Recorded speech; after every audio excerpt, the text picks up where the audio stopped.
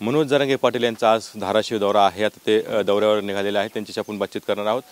आज खरं तर मराठवाडा मुक्ती संग्राम दिवस आहे। काय सांगणार, आज कुणबी प्रमाणपत्र देखील वाटप केले जाणार आहे। अगोदर मराठवाड्यातल्या सगळ्या जनतेला आणि महाराष्ट्रातल्या जनतेला मराठवाडा मुक्ती संग्राम दिनाच्या मनापासून खूप खूप शुभेच्छा देतो। त्याचबरोबर आमच्या गोरगरीब मराठा समाजाला पण मुक्ती मिळाली पाहिजे। आता आरक्षण देऊन प्रत्येक वेळेस समाजाचा अंत बघायचा हे जरा सरकारने थांबवलं पाहिजे। आजच्या दिवशी आम्हाला ही अपेक्षा आहे आणि TV 9च्या माध्यमातून माझ्या मराठवाड्यातल्या मराठ्यांना किंवा हैदराबाद स्टेटमध्ये जेवढं स्टेट होतं त्यातल्या मराठ्यांना आज असं ऐकायला मिळालं की काही ना कुणबी प्रमाणपत्र दिले जाणार आहेत। ते कुणबी प्रमाणपत्र ज्यांना ज्यांना मराठवाड्यात मिळालेत त्यांनी उद्या अंतरवाली लिहावं। मिळालेल्यांनी मला बघू द्या कोणचे दिलेत, कसे दिलेत, सरकार नेमकं काय करतंय, हैदराबाद गॅजेटच्या आधारे देत आहे का काय ते बघायचं आहे अगोदर। आज सगळं क्लिअर होईल नेमका आजच्या प्रमाणपत्राचा उद्देश नेमका कोणता हे आज आम्हाला ठरवता येईल। फक्त आता ते कोणचे दिलेत त्यामुळे ते प्रत्यक्ष बांधव आंतरवालीला ज्यांना प्रमाणपत्र आज दिलेत त्यांनी येणं आवश्यक आहे। ते कसे दिलेत, कशाच्या आधारे दिलेत, तिथून पुढं समज गैरसमज मला क्लिअर करता येईल नेमकं काय ठरवलंय सरकार। अजूनही तुम्हाला असं काय वाटतं, काय असं फसवणूक होऊ शकते अजून पण? नाही दिलं, ज्याचं प्रमाणपत्र आज दिलं जाणार आहे त्याच्या आधारावरच JR। मला उद्देश आताच नका सांगायलो का हैदराबाद गॅजेटच्या नोंदीच्या आधारे JR याचं स्पष्टीकरण आज दिलेल्या प्रमाणपत्रावर होणार आहे। कसंही केलं, आता जे प्रमाणपत्र आज दिलं जाईल कसं दिलं जाईल मला नाही माहिती, त्याच्या आधारावर तो JR चालवावा लागणार आहे। म्हणजे सांगितलेलं तुमच्या लगेच लक्षात येतं मी काय बोलतोय।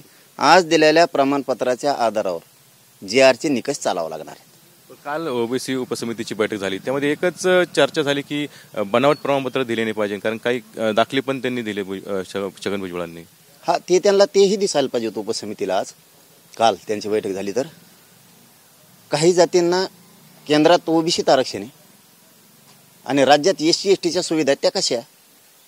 माननीय जज महोदयांनी त्या दिवशी सरकारला प्रश्न विचारला होता, मराठ्यांना 2 आरक्षण कशी? 2 तर नाही आहेत। जर सरसकट मराठ्यांना आरक्षण दिलं तर मग म्हणता येतील 2 SC BC पण, आणखीन तर सरसकट दिलं नाही। पण आता सरकारला न्यायाधीश महोदयांनी उत्तर मागितलंय तर सरकारने हे उत्तर कोर्टाला द्यावं।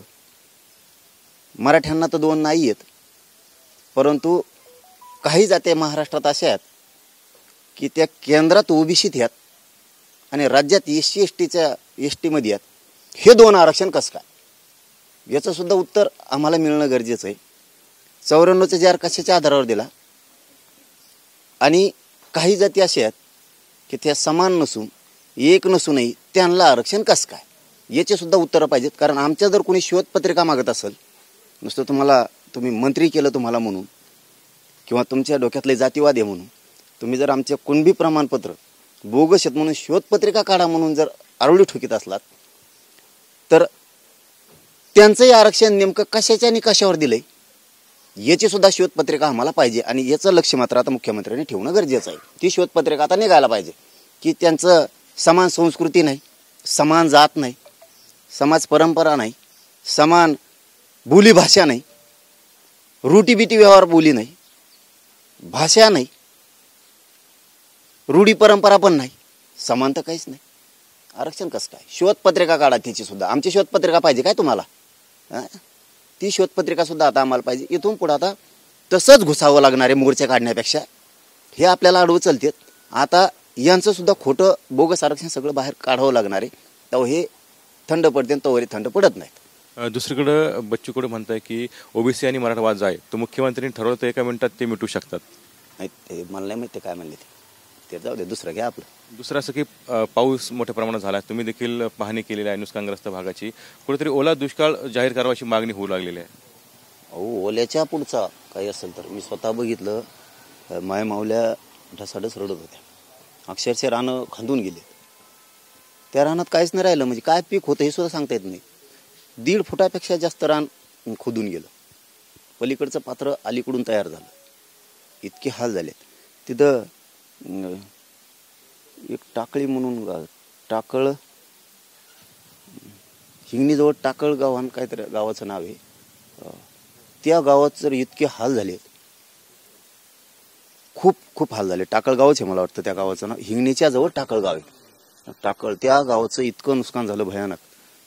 जिथं जिथं आम्ही गेलो, धामणगाव असेल, हिंगणी असेल, असं म्हणण्यापेक्षा ना महाराष्ट्रात सगळीकडे नुकसान झालं. सरकारनं त्यांना तातडीची सरसकट नुकसान भरपाई देणं गरजेचं आहे. आणि आपण ते काल बोललोत, पण कृषी मंत्र्याशी बोललोत, 2-3 मंत्र्यांनाही निरोप दिले. त्यांनी सांगितलं की आता आम्ही तातडीनं पंचनामे करून शेतकऱ्यांना मदत देतोय आणि सरसकट देणं गरजेचं आहे. त्यांचे उलटे आहेत काही अधिकारी. काहींचे बांधवांचे काहीचे 20 जनावरं वाहून गेले, गाई म्हशी, कारण तो पट्टा थोडा दुधाचा आहे. ते म्हणतात वाहून गेलेलं जाणार कुठे. आता त्याच्या बापाने आणलं होतं सापडून, ते कुंकड वाहून गेलं लांब लांब. आणि ते अधिकारी म्हणताय ते जाणार दाखवा मग पंचनामा करतो. अरे वाहून गेले, शेळ्या गेल्या, त्यांचं धान्य गेलं, ते सापडत असतं का? ते सापडतं का? तुझं जर घरातलं एखादं बार जनावर काही वाहून गेलं आणि आम्ही जर म्हणलो तो ह्या घरात खरंच मसाड गाई होती का, सापडून आणि वाहून गेलेलं कसं सापडेल रे?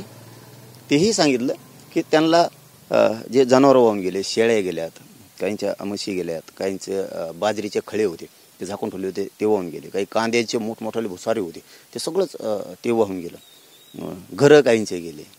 ते सगळं सकट त्यांना ती भरपाई शेतकरी सांगल ते नुकसान दिलं पाहिजे. अधिकारी सांगन ते नाही. अधिकारी कधीही शेतकऱ्याच्या बाजूने ओढणार नाही. तर त्यांनी सांगितलं की आम्ही भरपूर मदत करतोय. बहुतेक आज अहवाल मागितलेत त्यांनी. दसरा मेळावा आहे, कशी तयारी आहे? नाही, ह्यावेळेस काय तयारी नाही, कारण गेल्या वेळेस 3 महिने तयारी होती. आता आमच्या हातात किती 10 दिवस राहिलेत आणि आंदोलनाला आलो त्यावेळेस मला वाटतं 23 दिवस हातात होते. काय होणार आहे? एवढा मोठा करोडो समाज येतो, कशी व्यवस्था होणार तिथं? त्यामुळे जसं असेल तसं आपलं छोटा मोठा जे असेल ते असेल. ह्यावेळेचं पण परंपरेनं घ्यायचा. पण हेही सांगतो, मराठ्यांनी एकजूट वर्षातून एकदा दाखवणं गरजेचं आहे, हे मात्र लक्षात ठेवायचं. सुविधा असतील नसतील तिथं मग आता 500 येऊ 5000 येऊ, आम्ही घेणार, दसरा मेळावा होणार. आणि जर काही मागं पुढं केलं तर आपण दसऱ्यापर्यंत सांगितलेलं आहे, दसऱ्याच्या नंतर मराठ्याचं आंदोलन वेगळ्या स्टाईलनं उभं राहणार. जर मराठ्यांना आरक्षणात फसवणूक केली तर पुन्हा सरकारला मान खाली घालूनच चालावं लागेल. हे शब्द मात्र आज मुक्ती संग्राम दिनाच्या दिवशी सरकारला सांगतो. मानवर कधीच महाराष्ट्रात काढू देणार नाहीत आम्ही तुम्हाला. निश्चितच आपण बघतो की जर आरक्षणात काही फसवणूक झाली तर दसऱ्यानंतर सरकारला फिरू देणार नाही असा इशारा जो आहे तो मनोज जरांगे पाटील यांनी दिलेला आहे. Camera Sushant Raut, Kunal Jaykar, TV9 Marathi, Antarwali Sarati, Jalna.